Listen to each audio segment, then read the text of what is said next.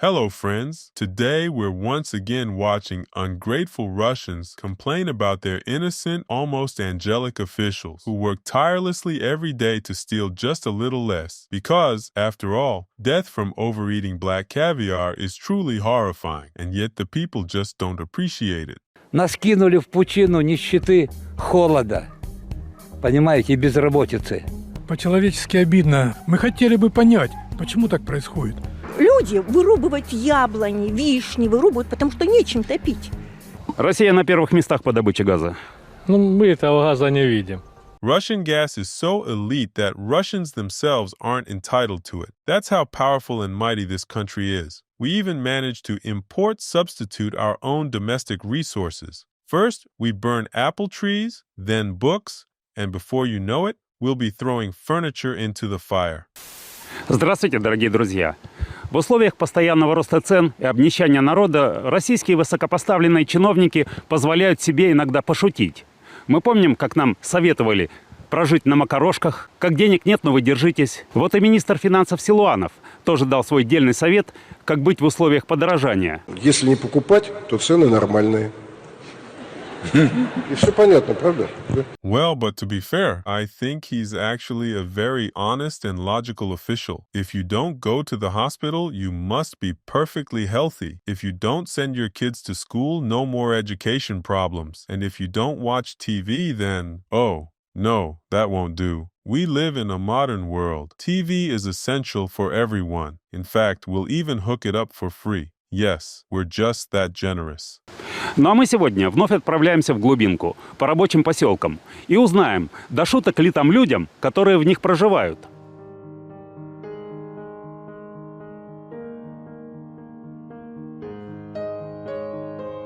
Wow, the video just started and we're already on our way to prison? Nice. This is literally a perfect recipe for getting rid of an annoying neighbor. Ingredients: a can of white paint and their garage. Нет, здесь у нас в комиссаровском сельском поселении было 11 предприятий, 2 шахтоуправления, 2 колхоза было, хутор Тацин и хутор Лихой. 2 это автогаража в Чечерином и в хуторе Лихом. Ну, все закрыто. Щепзавод был на нашей территории, тоже закрыто. Ну, все закрыто. Нас кинули в пучину нищеты, холода, понимаете, и безработицы. People just don't see the benefits. They're not shutting down factories and mines. They're liberating you, freeing you from worries, overwork, and back pain. A grand reform, just like under Mao. Why feed everyone when you can keep only those who fit the plan? And in Ukraine, Russia is also just liberating. They just don't always get the chance to ask if people actually want that kind of happiness. Дорогие друзья, сейчас мы находимся в той части поселка, где расположены дома, бараки, которые были построены еще в 30-е годы 20 века. И в них до сих пор живут люди, бывшие шахтеры. Давайте посмотрим, как они живут.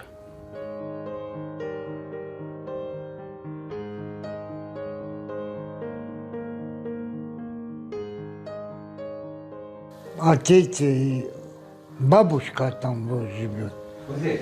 Газа нету. Газ нету, углем топим. The moment the camera slowly drifted into this palace through a perfectly straight wooden door, I felt like I had accidentally launched a horror game. For a second, I thought, well, maybe it's not that bad, but then I saw who lives here and immediately understood why there's no money for repairs, because in one of the richest countries, people can't even afford a dentist first. But alas, this is a survival game, but without a restart button. Можете показать как? Да, заходи.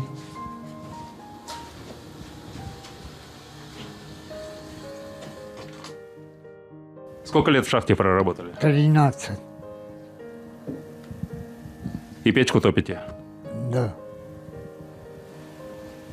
Just look at that smile. He's happy, and you're already feeling sorry for him. 13 years in the mine, and now he heats his home with coal like a true nobleman in Tsarist Russia. Meanwhile, Americans with their central heating must be absolutely jealous. Скажите, пожалуйста, сколько вам лет? 95. Сколько лет вы проживаете в таких условиях? Да всю жизнь сколько лет. проживаю. Сколько живу, только с 52-го года здесь живу. Обещали ли вам что-нибудь, там, улучшение? А куда мы будем обращаться? Что? Ай. Да бросьте вы, ради Бога. Добрым людям это не дают, а нашему брату уже помирать пора. Russia is truly a land of opportunities and miracles, because the only logical explanation for surviving 95 years in these conditions without losing your mind is pure miracle. Well, yeah, she's living in a barrack, but at least it's not Stalin's times. After all, he was still alive back then. To her, Putin is probably just a symbol of free speech and human rights, and it looks like she might even outlive him. Вы всю жизнь проработали? Ну, стаж заработала. Пенсию дают там небольшую. Бабушка, скажите, как бы вы хотели жить? Вот и никак уже. Завтра, может, чуть в гроб, да и туда отнесут. Больниц нету. Шулин 50 километров. Хотели бы пожить в нормальном, благоустроенном доме? Конечно. Только за него платить нет. Конечно, но только этого не будет ничего. Почему вы не верите? Потому что никому эти поселки чачурские не нужны. Кроме ларькова-магазина тут больше ничего нету. What a perfect family idyll, straight out of the Shawshank Redemption, except without the escape or the hope. Living in this palace, dreaming of a better life, only to realize the only wish left is for a good spot in the cemetery. Well, why not? At least Andy Dufresne had a tunnel. Here, there's no point digging. On the other side, it's not freedom, just more barracks with different inmates. Her son, a real-life Red, gave up on dreams long ago and now just contemplates the best way to accept reality. And the state, playing the role of the warden, feeding empty promises while leaving only one real option, growing old within these four walls, just waiting for that final transfer. Да, в вагон-депо работал, в шитье работал, на заводе рабочочком работал, на стройке работал, а на пенсию неизвестно когда. Вот и все. Это наши есть туалеты. Вот. Валерий Альбертович построил вот туалет. Это старый еще мы строили, в советские времена привезли. Я привез с работы. Рельсы, шпалы. Все. Это в такие туалеты вы ходите? Да. Зимой тут невозможно сидеть там.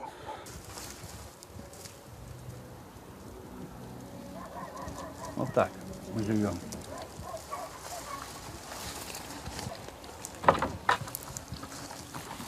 А это мусорная свалка, пожалуйста. Feels like watching some archival footage from the 19th century, but unfortunately this isn't a museum, it's real life. My grandma had an aroma house like this in her village, but at least it had better symmetry. But hey, this is exactly how a nuclear superpower should look. A great nation, hardened by the cold, using a toilet proudly built with Soviet enthusiasm out of rails and sleepers. Putin is a genius. How do you defeat someone who's spent their whole life using a toilet scarier than a trench? Дорогой сейчас уголь. Уголь примерно 10 тысяч тонн. Для вас это дорого? Конечно, дорого. Для всех дорого. Сейчас нет у нас таких богатых людей здесь в округе. А вы знаете, министр финансов Силуанов пошутил. Если не покупать, то цены нормальные. А если не покупать? Я вам так скажу. По-человечески обидно. Мы хотели бы понять, почему так происходит. Почему нас просто перестали считать за людей. И мы, получается, живем, и угля не хватает, и без газа, без газа.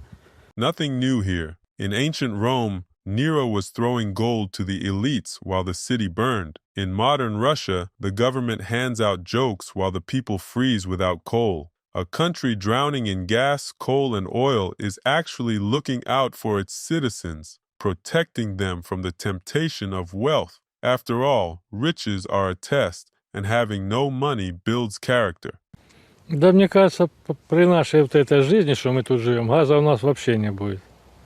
У нас вот хутор, Тацин, Розет, Комиссаровка, разветвленность большая, и им, мне кажется, невыгодно вести.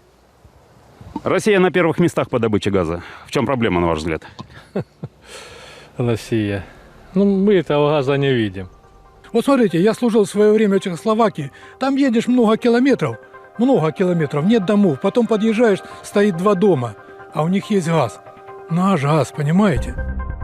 Czechoslovaks, explain yourselves. Why would you do this to us? Why set up poor Putin like this? He's trying so hard, and you went and ruined the statistics. Honestly, comparisons like this should be banned. Not seeing gas in a gas-rich country isn't a government problem. It's a vision problem. Friends, what do Russian gas and Halley's Comet have in common? In theory, it appears once every 76 years, but Russians still never get to experience it.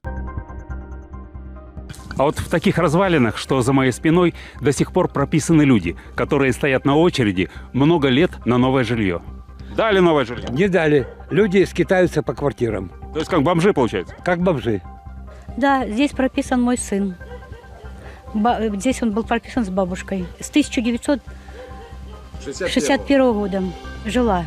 И где-то в 2003 или 2005, вы знаете, я уже не помню, ей пообещали дать новую квартиру. Все документы собрала. Потом поехала, и ей сказали, что квартира вам не будет. Она говорит, как не будет? Вы же сказали мне, что квартира будет. Тогда дайте мне документы. Они говорят, документы потерялись. While in other countries, the government actually helps its citizens. For example, in Canada, the homeless are provided with temporary housing and rehabilitation programs. In Germany, tenant protections ensure no one is evicted unfairly. And in France, social housing is available even for those with minimal income. But Russia has taken progress even further. Here, they simply turn legally registered residents into the homeless. Lived in ruins? Well, keep living there. Why disrupt such stability? Lost documents? No big deal. The important thing is not to lose faith that everything is going according to plan. Though, as always in Russia, that plan is never shown to anyone. Это, да, бывший мой дом, да. То есть вы на расселении? Да, на расселении. Расселили вас в новый дом? Нет, не расселили. Это уже лет 20, да, больше даже. Вот это вот мой дом здесь, да. Вот, пожалуйста, посмотрите. Ну, это ж уже прошло сколько лет уже. Вот есть акт передачи. Дом этот 30-го года постройки. И износ его еще в 92-м году был 45%. I often see comments saying, these people deserve their czar. Why do they tolerate this and not revolt? Well, look, I'm Russian. I live in Russia, and I never voted for Putin. Do I deserve a country like this? In Russia, billions are poured into propaganda and security forces to make sure people don't even think about resisting. You don't have to believe in the regime, you just have to fear it. So I can't blame those who speak about injustice in a street interview, but don't openly declare their love for Putin. To me, they are victims and hostages. Муж у меня шахтер. Вот всю жизнь проработал в шахте на проходке. Но льгот никаких нет, абсолютно никаких нет. Он сейчас инвалид второй группы, вот что получает по группе, все. А так вот эти несчастные тонну и ту забрали, которую мы получали 6 тонн. Сейчас 4 тонны получаем угля, и нам на зиму не хватает. 11 тысяч, вот тонна угля 11 тысяч, если хороший. Силуанов, это министр финансов, пошутил, если ничего не покупать, то цены нормальные. Ага, вот пусть приедет и попробует, как это не покупать и как чем топить.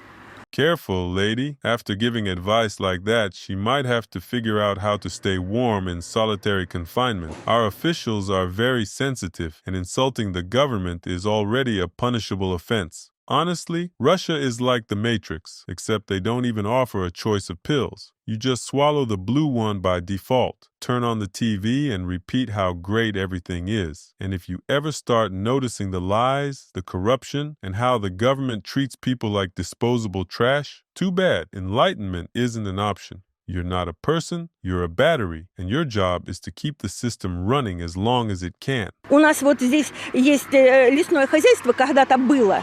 Вот сейчас люди вырубывают яблони, вишни, вырубывают, потому что нечем топить.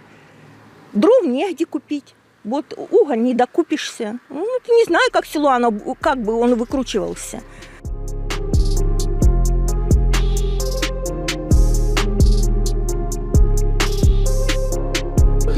Вот печка, топим. Вот печка, котел. Здесь топим мы. Ну вот 21 век, а мы печками топим. Как вы считаете, что происходит? Нет, ну как, если у нашей страны есть возможность запускать космические корабли, строить там другие города, то почему у нас нет возможности провести газ сюда, я не знаю. Such a good question, and it seems the answer is somewhere between the skyrocketing price of butter in a country with endless farmland and the shortage of medicine in a nation with a developed pharmaceutical industry. Or maybe it's lost among the same myths as the tales of the second strongest army in the world, the one now fighting in Ukraine with cripples and North Korean mercenaries. Perhaps reality is far bleaker, and someone isn't just lying masterfully, but stealing even better. When they beat protesters in the streets, others thought it didn't concern them. When they jailed people for social media posts, they believed they wouldn't be next. Then one day, they woke up to find there was no constitution, no laws, no institutions, no elections, and in the end, no nation, just peasants in a captured land, burning chopped down cherry and apple trees to stay warm. В чем причина? А причина в том, что богатые больно много гребут себе. Если бы поменьше и делились с бедными, и нормально бы было, как в других государствах.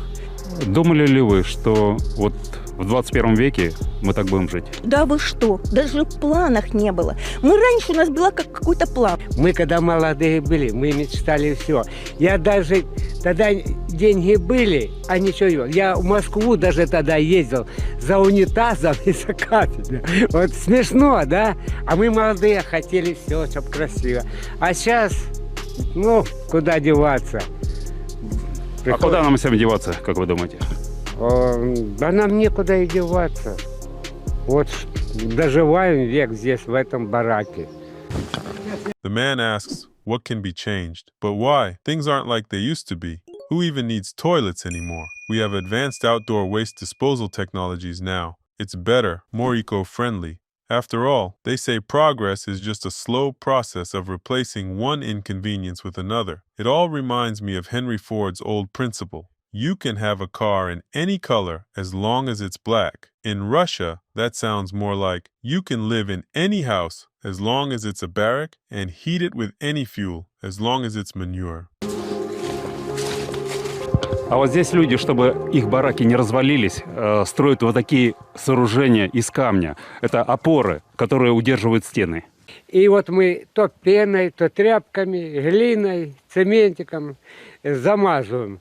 Она ж может когда-то постепенно и упасть нам на голову. Just look at these masterpieces of engineering. This is true Russian ingenuity. While some dream of skyscrapers, others are literally holding their homes together with duct tape, rags, and construction foam. You think this is a bad ceiling and that living here is impossible? I'd argue otherwise. It's still up, isn't it? So stop whining. There's at least another 10 years before it officially becomes a problem. Да, скажите, я так понял, здесь в этом бараке инвалиды проживают? Ну, моя супруга, она на 3-й группе. И не то, что она инвалид по позвоночнику. Это только по телевизору все говорят красиво, что вот даем, обещаем, все, золотые горы. А когда кинешься, идите туда, тебе без того не туда, и по кругу ходишь, плюнешь на все, и назад приходишь. While in other countries, pensioners are enjoying life, sipping espresso in Italian cafes, traveling across national parks in the U.S. in their RVs, or living in decent social housing in France. In Russia, pensioners with disabilities are choking on dust and mold in crumbling barracks, held together by sheer willpower and a few bricks mixed with concrete and dirt. But remember, the West is collapsing and Russia is thriving. Don't get it twisted. Путин сказал, экономика у нас растет уже до 3% дошла. Где эта экономика? Разруха и нищета. Вот она, наша экономика. Неужели так... Ну, Владимир Владимирович, открой глаза и посмотри на села, на шахтерские поселки. Yes, Vladimir Vladimirovich, open your eyes. You're a saint, innocent, and have never been involved in anything criminal. After all, robbing the population wouldn't be beneficial for holding on to power for over 24 years, right? The forest was shrinking, but the trees kept voting for the axe. For the axe was clever and convinced them that because his handle was made of wood, he was one of them. Я вам хочу сказать, я добиваюсь газа это долго. Мне один чиновник сказал: Филиппыч, тебе обещал Путин провести газ, Путин пускай тебе приезжает и проводит. Вот ихние ответы. I'd also add this, Filippich. It's time to learn to meditate, live off dew, and absorb the energy of the sun. А с водой-то что у вас? Вы депутаты, правильно понял? Да. Проблема воды, именно водоснабжения нашего поселения, в частности поселков, стоит очень давно и остро. Эта проблема встала не сегодня, не вчера. Не подходить к ней решению надо комплексно. Постоянные порывы и ремонт, но он, знаете, эффективен в том случае, когда есть что ремонтировать. А если трубы уже достаточно старые, гнилые, их невозможно ремонтировать. Нам много не надо на самом деле. Дороги, свет, газ, конечно, хочется, и тепло. Где эти благи цивилизации? Ну, электричество есть, вода, скажем так, хотелось бы лучше. Газа нет. No gas. Now they're complaining about the water supply. Progress in Russia has truly skyrocketed, just not into the future, but into some kind of alternate reality. This country went to liberate foreign lands, while its soldiers excitedly told their families that in the occupied territories, toilets are inside the house, and people actually own washing machines. Hey, buddy, want a brand new toilet or a high-quality European washing machine? Let's go sign a contract with the Ministry of Defense. Your chances of coming home with 2 shiny new boxes will skyrocket. One with household appliances, the other, a zinc one, with you inside. Дороги сдвинулось немножко. Нам отремонтировали, конечно, дорогу Розет-Зверево. Мы очень благодарны. А по улицам, а в проулках? Нет дорог. Thanks for only partially humiliating us, not completely. After all, the temptation to steal everything down to the last penny must have been overwhelming. И Владимир Владимирович говорил, что... Если нет дороги, зачем машина? Где вы ездите? Ну вот шутит власть над нами. Вот как бы вы ответили на их шутки? Если нет адекватных шуток, то нет адекватных ответов. Поймите правильно. Они опыты над нами проводят, над нашими селами. Нас, ну, засчитай, тихий, ползучий геноцид. Хотел, конечно, чтобы у нас был газ, чтобы мы жили хорошо, чтобы у нас клуб был нормальный. У нас все закрыто. Не работает. Не работает. У нас спортзал закрытый. Дети наши сюда ходили, они по углам ходили, окурки собирали, да всякую гадость курили.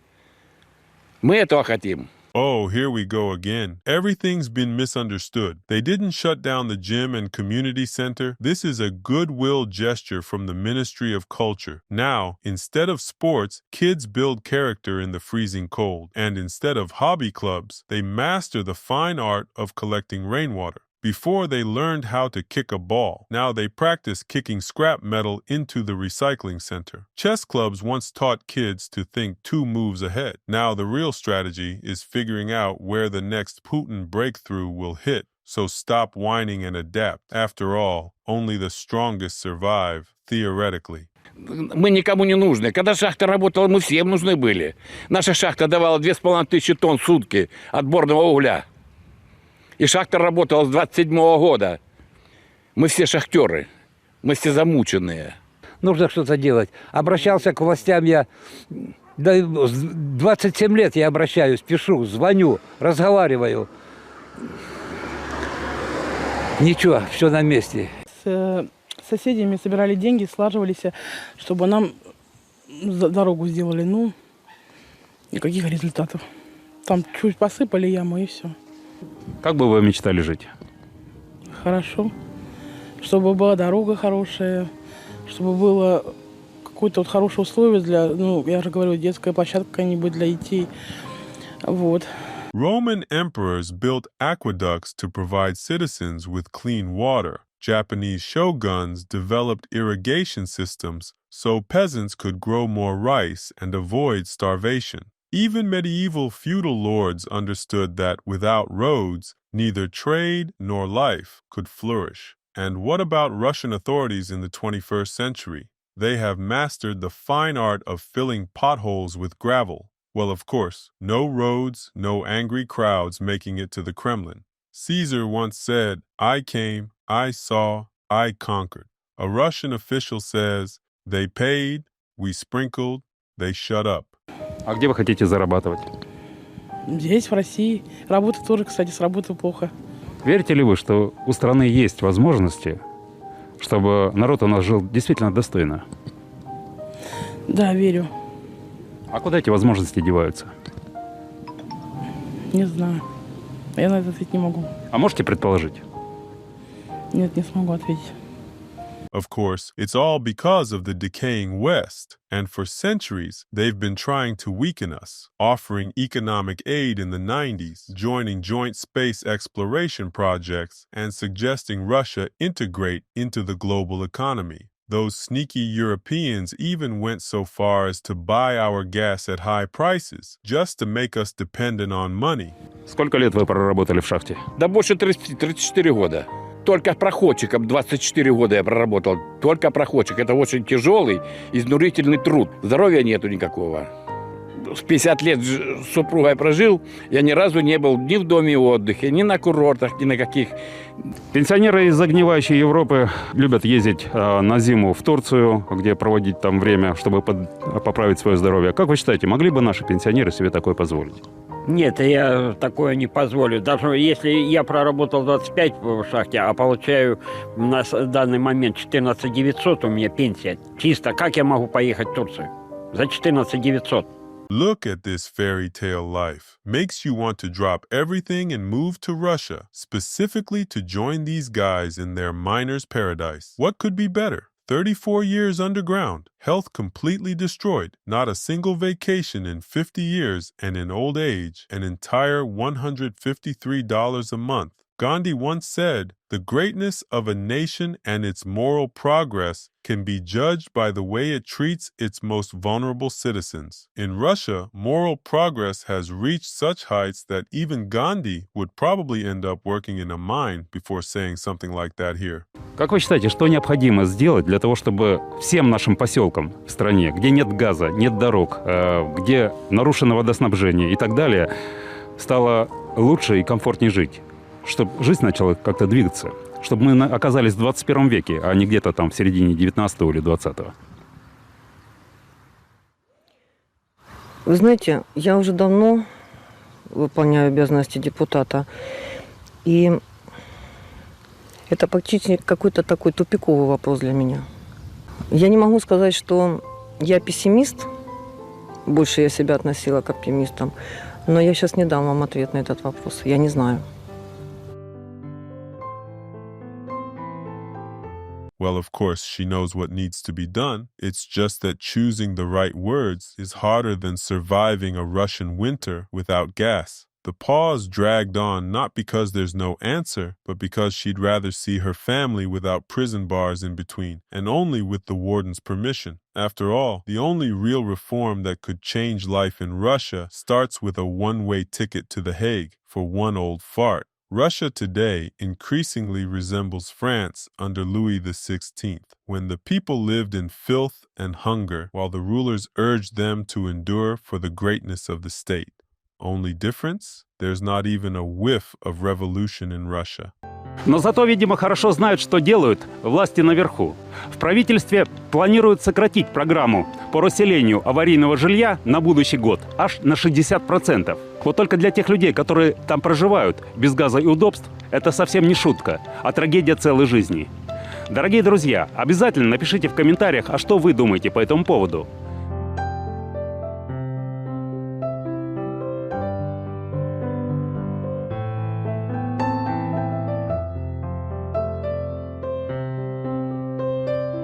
I never stop saying how great it is that there are people who show the real life of ordinary Russians, those who can't reach the authorities, not just those who support Putin's regime or the Russia that Tucker Carlson portrays, with fully stocked bread shelves, plenty of butter, and the most beautiful metro stations. Friends, thank you for watching and for your comments. I want to give a special thank you to my sponsors on YouTube and especially on Patreon. You are the driving force that keeps me going in these difficult times and allows me to keep making content for you consistently. I also recently set up Buy Me a Coffee, where you can donate any amount you're comfortable with to support the channel. Your financial support means a lot to me. If you'd like to support me on a regular basis, I invite you to subscribe for just $3 a month, where you'll get early access to videos and exclusive content for sponsors. I highly recommend Patreon for this, as it takes a much lower commission than YouTube. Thank you all once again. See you next time.